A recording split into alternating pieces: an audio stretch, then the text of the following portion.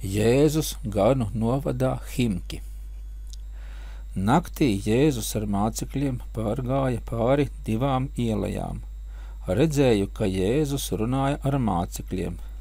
Tad atkal atpalika no tiem un ceļos nometies lūdzās. Tad atkal viņus panāca. Nākošajā dienā pēcpusdienā redzēju, kā Jēzus ieradās kādā plašā ganu novadā. Te bija skola, bet nebija priestera. Tas parasti ieradās te no tālienes. Skola bija aizslēgta. Tāpēc Jēzus saicināja ganus lielā viesnīcas zālē, un tur mācīja. Tuvojās sabats. Vakarā ieradās farizeju priesteri, starp kuriem daži bija no Nāceretes. Jēzus mācīja par kristību un par Mesijas tuvošanos. Farizeji viņam nepiekrita un runāja par viņa zemo izcelšanos un tādā veidā centās mazināt viņa iespaidu tautā. Te Jēzus pārnakšņoja. Sabatā Jēzus atkal mācīja līdzībās. Lūdza, lai viņam atnes sinepju graudiņu.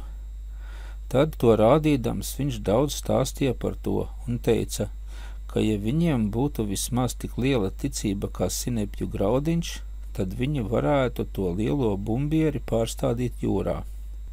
Pagalmā auga liela bumbiera pilna ar augļiem. Farizeji izsmēja tik bērnišķīgu mācību. Jēzus to paskaidroja vēl tuvāk, bet es visu neatceros. Stāstīja arī par netaisnīgo pārvaldnieku. Taču cilvēki kā šeit, tā arī visā ceļojumā apbrīnoja Jēzu un runāja, ka šis jaunais mācītājs pilnīgi to pašu sludina, ko bija dzirdējuši no saviem senčiem par pārējo praviešu mācībām un garu. Tikai šis ir vēl lēnprātīgāks un maigāks. Šis novads saucās Himki. No šejienes bija redzami Nāceretes kalni, kas atradās apmēram kādu 2 ceļu stundu attālumā. Ganu mītnes bija tālu izkaisītas visā apkārtnē. Tikai pie sinagogas vairākas mājas bija blakus viena otrai. Jēzus pārnakšņoja visnabadzīgāko cilvēku mājā, kuras saimniece slimoja ar tūsku. Jēzus apžēlojās par viņu un izārstēja viņu, likdams rokas viņai uz galvas un kuņģa. Izveseļojusies, viņa apkalpoja Jēzu pie galda. Jēzus piekodināja nerunāt par šo brīnumu līdz tam laikam, kamēr viņš atgriezīsies no kristības. Viņa jautāja, kāpēc to nedrīkst sludināt. Uz to Jēzus atbildēja, tāpēc, ka tu gribi par to runāt, paliksi mēma. Un patiesi, viņa palika mēma līdz pat Jēzus atgriešanās laikam no kristības. Līdz tam laikam aizritēja vēl 14 dienas. Betūlijā un Jezraēlā Jēzus runāja par 3 nedēļām. Jēzus mācīja šeit sinagogā vēl arī 3. dienā.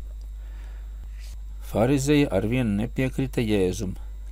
Runādams par Mesiju, Jēzus teica, jūs gaidāt viņu pasaulīgā graznumā, bet viņš ir jau klāt, bet kā nabaks.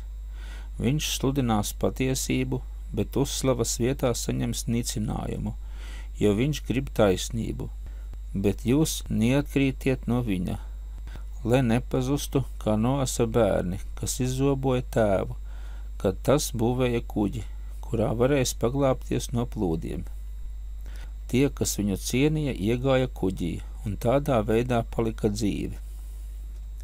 Tad, griezdamies pie saviem mācekļiem, Jēzus teica, nenošķirieties no manis, kā Lots no Ābrahama, kurš meklēdams labākas ganības aizgāja līdz Sodomai un Gomorai.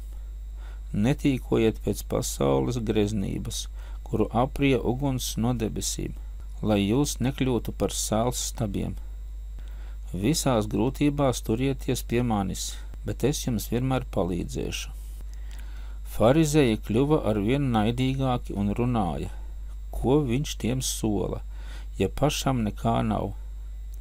Vai tad viņš nav no Nāceretes, Jāzepa un Marijas dēls? Uz to Jēzus neskaidri atbildēja, ka tas, kura dēls viņš ir, pats to pasludinās. Tad viņa teica, cik mēs zinām, tu šeit un visur runā par Mesiju, un laikam gribi, lai mēs tevi uzskatītu par Mesiju. Tad Jēzus teica, uz šādu jautājumu nav citādas atbildes, kā tā ir, paši to pateicāt. Sakarā ar to sinagogā sacēlās liels nemiers. Farizeji nodzēsa lampas, bet Jēzus un mācekļi naktī devās pa lielceļu projām. Redzēju viņus guļot zem kokiem.